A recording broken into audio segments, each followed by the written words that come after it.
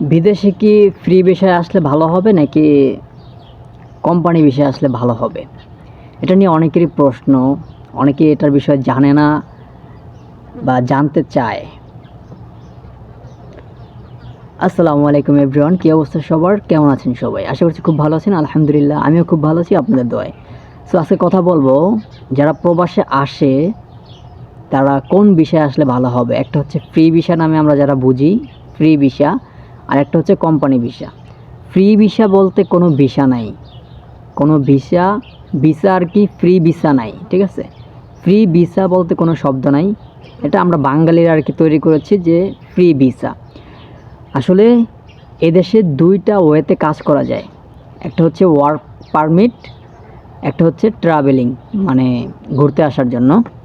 So দুইটা ওয়েতে কাজ করা যায়। একটা হচ্ছে কি আপনি এখানে যে কোনো ভিসা আসবেন, এসে আপনি কাজ করবেন, কোন কাজ করবেন সেটা হচ্ছে আপনার মেইন টার্গেট। এখন আপনি যদি কোম্পানির আন্ডারে থেকে কাজ করতে চান অথবা কোম্পানির বাইরে থেকে কাজ করতে চান, এখানে দুইটা বিষয়, একটা হচ্ছে কোম্পানি আন্ডারে কাজ করা, একটা হচ্ছে নিজের আন্ডারে কাজ করা, দুইটা, ঠিক আছে? আর আমরা বাঙালিরা, বাংলাদেশি মানুষ যেটাকে ভুল ধারণা ভাবি, যে ভুল বুঝে নেই যে ফ্রি ভিসা এবং কোম্পানি ভিসা, এটা ভুল ধারণা, পুরোপুরি ভুল ধারণা। ফ্রি বলতে কোনো ভিসা নাই, ভিসা একটাই হয়, কোম্পানি ভিসা। কোম্পানি ভিসাতে যে কোনো কান্ট্রিতে যেতে হয়, সেটা হতে পারে ট্রাভেলিং অথবা ওয়ার্কিং ভিসা, এটা হতে পারে। ফ্রি ভিসা দুইটা হয়, কিন্তু একটা হচ্ছে ট্রাভেলিং, একটা হচ্ছে গিয়ে ভিজিট ভিসা, যেটাকে বলে যে আপনি দেখতে যাচ্ছেন, ঘুরতে যাচ্ছেন, ট্রাভেলিং বা ভিজিট। আরেকটা হচ্ছে গিয়ে ওয়ার্ক পারমিট ভিসা, যেটা হচ্ছে গিয়ে আপনি ওই দেশে কাজ করতে যাচ্ছেন।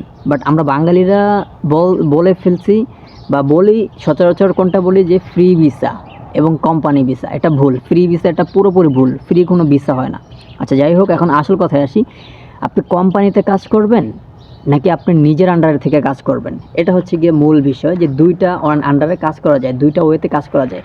একটা হচ্ছে গিয়ে আপনি কোম্পানির মাধ্যমে থেকে কাজ করতে পারবেন, একটা হচ্ছে গিয়ে আপনার নিজের আন্ডারে থেকে আপনি কাজ করতে পারবেন, মানে নিজের কাজ আপনি যখন যেটা পছন্দ হবে আপনি সেটা করতে পারবেন।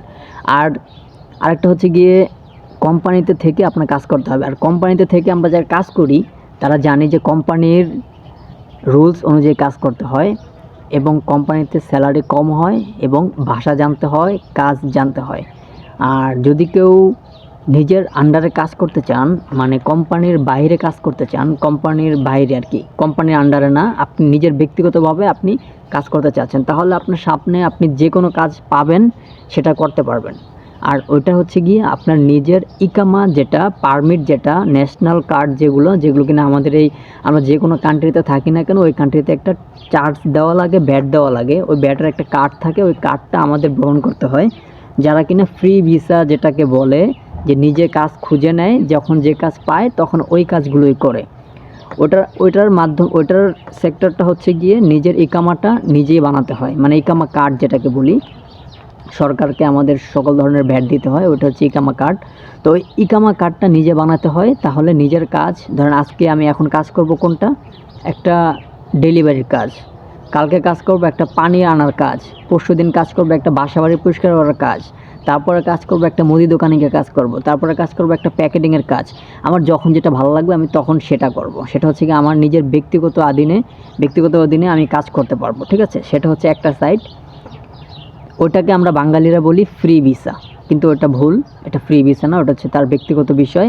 সে কোম্পানির বাইরে কাজ করতে চাচ্ছে, নিজের অধীনে কাজ করতে চাচ্ছে, মানে নিজের ইকামা, নিজের কাগজপত্র সব নিজেই করবে, নিজের টাকা দিয়ে খরচ করবে, কিন্তু সে যখন যে কাজ পাবে সে তখন ওই কাজ করবে। এটা গেল একটা বিষয়।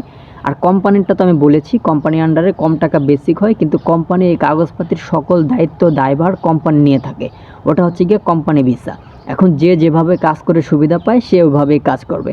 আশা করি আমার কথা ধারা, আমার ভিডিওটা দেখে অনেকে যারা দেখেছেন তারা হয়তোবা কিছুটা হলেও বুঝতে পেরেছেন যে ফ্রি ভিসা এবং কোম্পানি ভিসার পার্থক্যটা কোথায়, এটা ভুল নাকি সঠিক। So thank you so much, অসংখ্য ধন্যবাদ আপনাদেরকে ফুল ভিডিওটা এতক্ষণ ধৈর্য ধরে দেখার জন্য। ওকে, সবাই ভালো থাকবেন, সুস্থ থাকবেন, আল্লাহ হাফেজ।